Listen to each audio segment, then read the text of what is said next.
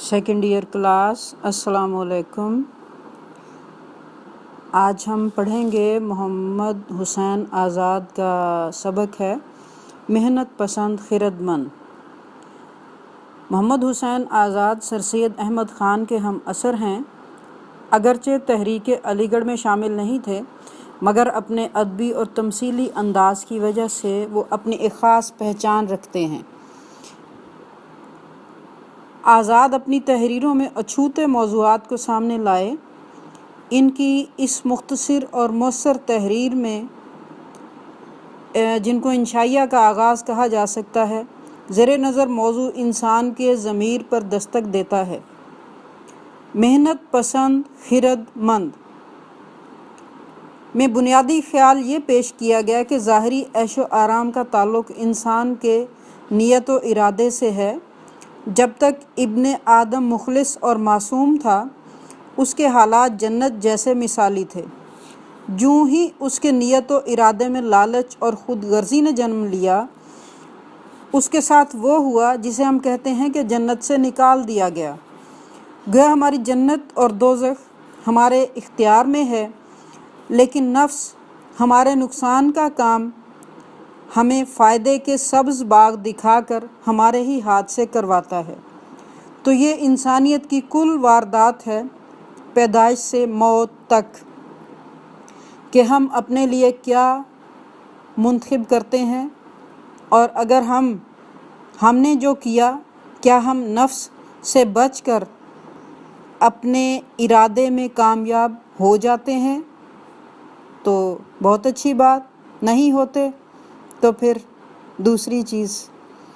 اللہ نے قرآن میں کہا ہے کہ ہم نے انسان کو 2 راستے دکھا دیے۔ اب آگے ہماری مرضی ہے ہم اپنے ہی لیے کیا جمع کر کے لے کے جاتے ہیں۔ محنت پسند خرد مند کا مطلب ہے بچے عقل مند، جو مطلب اکیلی محنت کافی نہیں ہے جب تک ہم سوچ سمجھ کے عقل کی روشنی میں اپنے ارادوں کو عملی جامہ نہیں پہناتے۔ اب ہم اس کی تشریح کرتے ہیں۔ سیر کرنے والے گلشن حال کے، دوربین لگانے والے ماضی استقبال کے۔ شاید آپ کو یہ اندازے بیاں مشکل لگے۔ اس کا مفہوم صرف اتنا ہے کہ جو لوگ تجربہ اور مشاہدہ رکھتے ہیں، انہوں نے یہ بات بیان کی کہ جب تک زمانے کے پیرہن پر گناہ کا داغ نہ لگا تھا، دنیا کا دامن بدی کے غبار سے پاک تھا، یعنی معصومیت تھی، تو تمام اولاد آدم مسرت عام، بے فکری مدام، خوشی اور بے فکری انداز تھا، جسے آپ کہہ سکتے ہیں آج کل تفریح کا موڈ رہنا ہر وقت۔ جب تک برائی نہیں تھی، نیت خراب نہیں ہوئی تھی، تو ہمارے حالات مثالی تھے۔ ملک فراغ تھا اور خسرو آرام، فرشتہ مقام گویا ان کا بادشاہ تھا۔ ملک فراغ کا مطلب آپ لے لیں کہ خود کفالت تھی، کسی بھی چیز کی تنگی نہیں تھی، اور ان کا بادشاہ فرشتے کی مثال دی ہے، انسانوں جیسا بری نیت و ارادے نہیں رکھتا تھا، رعایا سے اس کو کچھ بھی طلب نہیں تھی، تو وہ اسی چیز کو سمجھتا تھا کہ میری فرما برداری ہو گئی، کہ میرے ملک کے اندر سکون آرام ہے، کسی قسم کا کوئی مسئلہ نہیں ہے۔ لوگ آب حیات کے دریاؤں میں نہاتے، غور کیجئے، ہمیشہ وقت صبح کا، سدا موسم بہار کا۔ دیکھو ہم چار پہر کے اوقات میں سے صبح کا بہترین وقت ہے، ہر لحاظ سے اس کو پسند کرتے ہیں، اور 4 موسموں میں ہمیں بہار کا موسم پسند ہے، جس میں خوبی ہی خوبی ہوتی ہے۔ تو دنیا کی خصوصیت تو یہ ہے کہ اوقات میں، موسموں میں اچھا برا آتا رہتا ہے، لیکن یہ صرف جنت کی خوبی ہے، ہمیشہ وقت بھی اچھا رہے گا، ہمیشہ موسم بھی اچھا رہے گا۔ تو نہ تو ان لوگوں کو جب ایسا تھا، انہیں گرمیوں میں تہ خانے، جو آج کل آپ اے سی چلاتے ہیں بچے، اس میں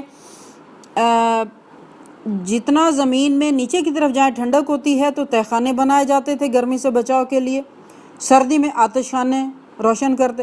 اور سردیوں میں سردی سے بچاؤ کے لیے یہ کمروں کے اندر آتش دان بنائے ہوتے تو اس کی چمنی باہر جاتی تھی تاکہ دھواں کمرے کے اندر نہ پھیلے، نکل جائے۔ تو یہ جب آئیڈیل موسم اور وقت ہوگا تو ہمیں یہ دونوں کام نہیں کرنے پڑتے، اور جسموں کی قوتیں ایسی موافق تھیں، جاڑے کی سختی یا ہوا کی گرمی، یہ سب تو تھا۔ اس کے ساتھ اور زیادہ اچھی بات یہ تھی کہ وہ لوگ اتنے طاقتور تھے، ان کو گرمی یا سردی اگر تھی بھی تو محسوس نہیں ہوتی تھی۔ ٹھنڈے میٹھے پانی نہروں بہتے تھے، چشمے پر لوگ جھکتے منہ لگا کر پی لیتے تھے۔ اب یہ دیکھیں، یہ فطری انداز ہے، فطرت سے قریب ہے۔ کوئی چیز کسی طرح بھی اس وقت ہماری زندگی میں مصنوعی پن شامل نہیں تھا، نہ کھانے میں، نہ رہن سہن میں، نہ لباس میں۔ تو منہ جھک کر وہ منہ سے پانی پی رہے ہیں۔ شربت سے سوا مزہ دودھ سے زیادہ قوت۔ وہ عام پانی ان کو میٹھا، ٹھنڈا اور دودھ جیسا زیادہ طاقتور لگتا تھا۔ جسمانی طاقت قوت ہاضمہ کے ساتھ رفیق تھی۔ بھوک نے ان کی زبان میں ذائقہ پیدا کر دیا تھا۔ آج کل آپ دیکھتے ہیں بہت کھاتے ہیں اور کسی چیز کا ذائقہ نہیں ہے، کسی نعمت کی قدر نہیں ہے، لیکن وہ لوگ وہی سیدھا سادہ جنگلوں کی پیداوار اس طرح کھاتے تھے، ان کو بھوک لگتی تھی، مزہ آتا تھا، اور یہ نعمتیں ان کو بہت زیادہ لگتی تھیں۔ آب و ہوا قدرتی غذائیں تیار کر کے زمین کے دسترخوان پر چن دیتی، ہزار مقوی مفرح کھانے کا کام دیتی۔ اب یہ کیا سمجھ آئی آپ کو؟ جیسے زمین پر گھاس پھوس اگا ہے، اسی میں وہ پھول والے پودے بھی ہیں، پھل والے بھی ہیں، سبزیاں بھی ہیں، وہی سب کچھ ان کے لیے مقوی، طاقتور، مفرح، فرت بخش، خوشی دینے والا، وہ سب چیزیں جو زمین پر اگی ہوئی وہ کھا لیتے تھے، ان کو کافی ہوتی تھی، ان کو اس سے زیادہ کی تلاش نہیں تھی۔ صبا اور نسیم کی شمیم میں ہوائی خوشبوؤں کے معطر مہک رہے تھے۔ صبا اور نسیم یعنی جو عام ہوا چلتی تھی اس میں خوشبوئیں بسی ہوئی تھی، جیسے کہ عطر چھڑکا ہوا ہے۔ بلبلوں کے چہچے، خوش آواز جانوروں کے زمزمے گیت، چرند پرند کلیل کرتے پھرتے تھے۔ نہیں، اس قدر خوشی کا موڈ تھا، ذہن تھا سب کا، کسی کو کوئی پریشانی فکر نہیں تھی، اور جس طرح انسان رہتے تھے مزے میں، اسی طرح سے جانور، پرندے، جا بجا درختوں کے جھرمٹ تھے۔ اب یہ پہلے خوراک کی بات ہو رہی تھی، اب رہائش کی طرف آئیے۔ درخت اس طرح سے نیچے سے اوپر جا کر مل گئے تھے کہ وہ چھت کا کام کرتے تھے، اوپر سے بند ہو جاتے تھے نا اکٹھے ہو کے، اور یہ عیش و آرام کے قدرتی سامان اس بہتات کے ساتھ، یہ سب کچھ وافر تھا، سب کے لیے تھا، اس میں کمی نہیں ہوتی تھی، کیونکہ ایک کو یہ فکر نہیں تھی کہ میں نے دوسرے کا روکنا ہے، میں نے جمع کرنا ہے۔ طبیعتیں خوشی سے مالا مال، دل فارغ البال تھے۔ ہمارے زمانے میں ساری پریشانی یہی ہے نا کہ مجھے تو ملے نہ ملے، دوسرے کو بالکل نہ ملے۔ یہ چیز اس وقت نہیں تھی جب ہمارے حالات مثالی تھے۔ اتفاقاً ایک میدان وسیع میں تختہ پھولوں کا کھلا عالم مہک گیا، بو اس کی گرم اور تیز تھی۔ اب یہ سب کچھ اچھے انداز سے چل رہا ہے، کوئی کمی نہیں ہے، کسی کو کوئی مسئلہ نہیں ہے، لیکن اچھا، یہ تمثیلی انداز اس لیے اختیار کیا گیا کہ ایک دم پتہ نہیں کیا وجہ ہوئی، انہی کیاریوں کے اندر تختہ پھولوں کا ایک کیاری کے اندر اس قسم کے پودے اگے ہیں، ان کی بو بہت تیز تھی۔ اس تیز بو کا اثر لوگوں پر کیا ہوا؟ ان کے جو صاف نیت و ارادے تھے وہ ایک دم ان میں فرق آنا شروع ہو گیا۔ اس کے بعد کیا ہوا؟ اس غرض سے گلزار میں گلگشت کے بہانے، کبھی فریب کے جاسوس، کبھی سینہ زوری کے شیاطین، پھر چند روز کے بعد ان کی ذریات غارت، تاراج، لوٹ مار آن پہنچے، ڈاکے مارنے لگے۔ دیکھو انسان کے اندر ذہن میں ایک تبدیلی آتے ہی یہ دوبارہ وہ تمثیلی طریقہ اختیار کیا ہے رائٹر نے، گلگشت سیر، ذریات، اولاد، کہ جب اس کی نیت بدلی ہے شیطان نے اس پر قابو پانے کے لیے اپنے ہرکارے چھوڑ دیے ہیں۔ نہ صرف وہ خود، اس کا گروہ، اس کی اولاد، سارا کچھ، مکر، فریب، زبردستی، زیادتی، یہ سب انسان کے اندر نیت بدلتے ہی اس کے خیالات بدلے ہیں اور اس کے ذہن میں وہ باتیں آنے لگیں جو اس سے پہلے نہیں آتی تھیں، کہ جب راحت و آرام کے سامان یوں پیدا ہونے لگے، رفتہ رفتہ غرور، خود پسندی، حسد۔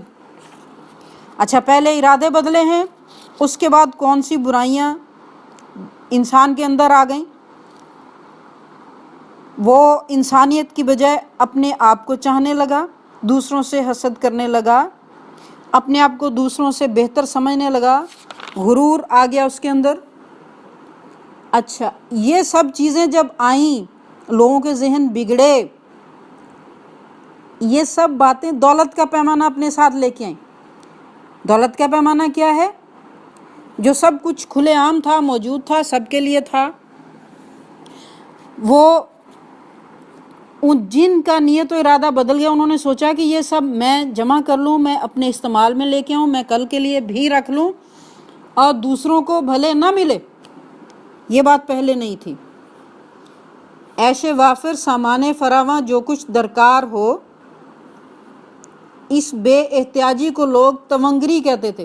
تونگری دولت، بے احتیاجی، میں بے ضرورت ہوں، بے غرض ہوں، میں نے کھا لیا، مجھے یہ پرواہ نہیں کہ میں نے رکھنا ہے، جمع کرنا ہے، دوسروں کا روکنا ہے۔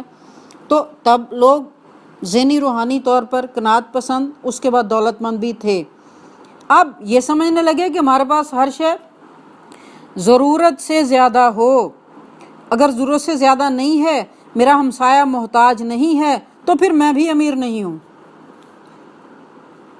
اگرچہ دوسرا کوئی جو زیادہ سامان اٹھا رہا ہے، اس کو خرچوں کی کثرت ہو یا اس کی ضرورتوں کی شدت ہو، اس کی اولاد زیادہ ہو اور اس کو زیادہ سامان اٹھانا پڑا ہے، لیکن یہ سمجھتا ہے کہ یہ اٹھا کیوں رہا ہے، جمع کر رہا ہے، تو جب ہمسائے خوشحال نظر آتے جل جاتے۔ پہلے جن چیزوں کی پرواہ ہی نہیں تھی، اب دوسروں کو کھاتا دے کر انسان کو تکلیف ہوتی کہ یہ ان کو کھانے کو نہ ملے، یہ محتاج ہوں، مجھ سے مانگنے آئیں، میرے پاس جمع ہو۔ یہ بری بری باتیں انسان کو اچھی لگنے لگیں۔ جو بچے باقی کل، کیونکہ یہ لمبا چیپٹر ہے، ایک دن میں نہیں ہو سکے گا۔